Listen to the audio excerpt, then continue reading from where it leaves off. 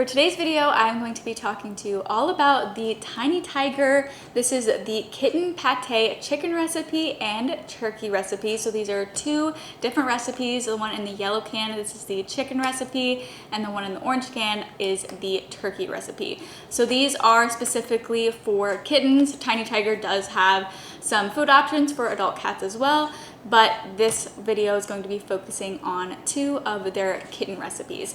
So let's go ahead and get into it. So I actually, right off the bat, want to say that I think that this is a dupe for the Kitten Fancy Feast food, and that is because the ingredients are almost identical. If you're interested, I can definitely do a comparison video where I compare this food to the Kitten Fancy Feast foods, and specifically I think that these are a dupe for both their chicken feast and their turkey feast. So the chicken one really just matches up with their chicken feast, and the turkey one really matches up with their turkey feast. So I just thought that was interesting. The ingredients are almost identical, but this is actually an even more affordable food than Fancy Feast. And Tiny Tiger is a Chewy brand, so if you've ever shopped for any of your pet stuff on Chewy, this is specifically a Chewy brand. These retail for 25 cents an ounce, and the 3-ounce cans for a case of 24 is $17.09 if you do auto ship, if you're getting it from Chewy, or if you do subscribe and save from Amazon.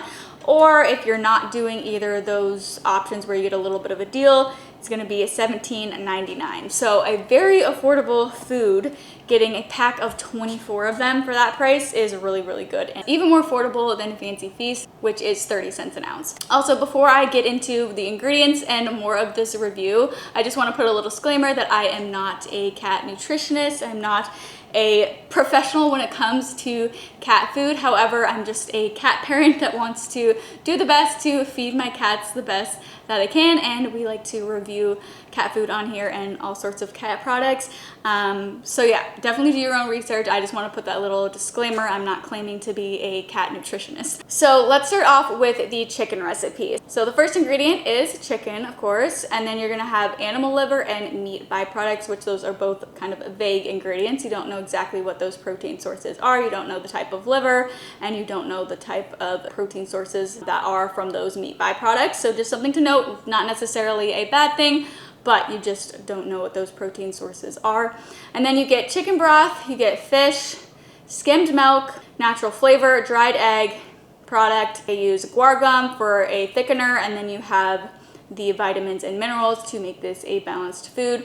So something about this that, you know, kind of wasn't something that I mainly wanted to feed to my cat is because of the meat byproducts, just because it's a little bit vague. Again, not necessarily a bad thing, but you don't know exactly what those protein sources are.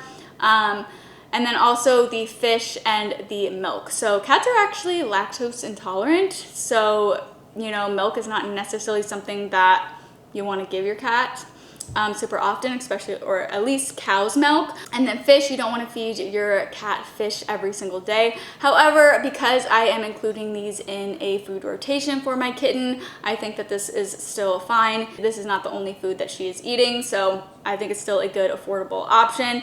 And when it comes to like Fancy Feast, the formula is basically identical, and it also has the fish and the milk. So just something to know. And it seems like in reviews, kittens don't seem to be having issues with those ingredients, so just something to note.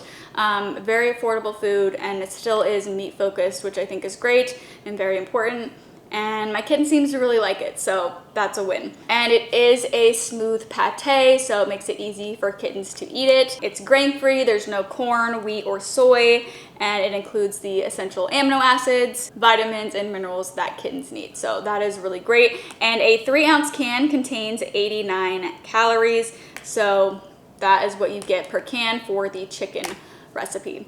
So then let's move on to the turkey recipe. So the turkey recipe is going to be very similar to the chicken recipe, except for, of course, turkey is going to be the main ingredient here. So the first ingredient is turkey, then there's animal liver, meat byproducts, again, both vague ingredients, you don't know exactly what those are. And then you've got poultry broth, which again, you were unclear of the protein source. And then there's fish, skimmed milk, natural flavor, dried egg, fish oil, guar gum for the thickener, and then you've got the added vitamins and minerals. So very similar ingredients to the chicken recipe, except for you've got turkey as your main ingredient there. See, for the chicken formula, it does actually specify the type of broth, that it is chicken broth. And for the turkey recipe, it does not specify the type of broth. It just says poultry broth, so you don't know what the protein source is for that. So just something to note. And for the turkey recipe, a 3-ounce can has 99 calories. So what I like about these is that they are both still meat focused. That is a great key thing. It is still gonna be primarily meat. They don't add any unnecessary plant ingredients.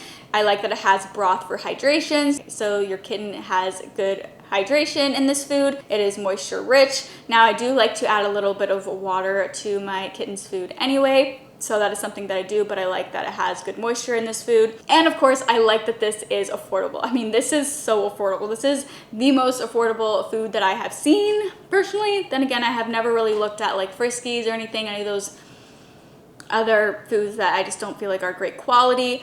I don't actually know what the price of those are, but this is one of the most affordable cat foods that I have seen. That's even more affordable than Fancy Feast. And the ingredient profile is like identical to the kitten recipe. I like that this is a balanced food and my kitten likes it. Then what I don't love about it, I don't love some of the vague ingredients in here, like the meat byproducts and like the unnamed sources, like just animal liver and also the poultry broth. I wish it could specify what the protein sources are. Now again, do your own research into meat byproducts. I know everybody has their own opinion about meat byproducts, and I have been hesitant for a while to feed my cats any food with byproducts, but I recently started incorporating some Fancy Feast and then also Tiny Tiger into their food rotation. It's a good affordable option, and meat byproducts are not necessarily a bad thing. They can still be very good and nutritious for your cat, but you just don't know what the source is. And you know, sometimes people don't want to have those vague ingredients. They want to know exactly what they're feeding to their cats. Possible downside to this food is that, you know, because of the vaguely named ingredients, if your kitten has any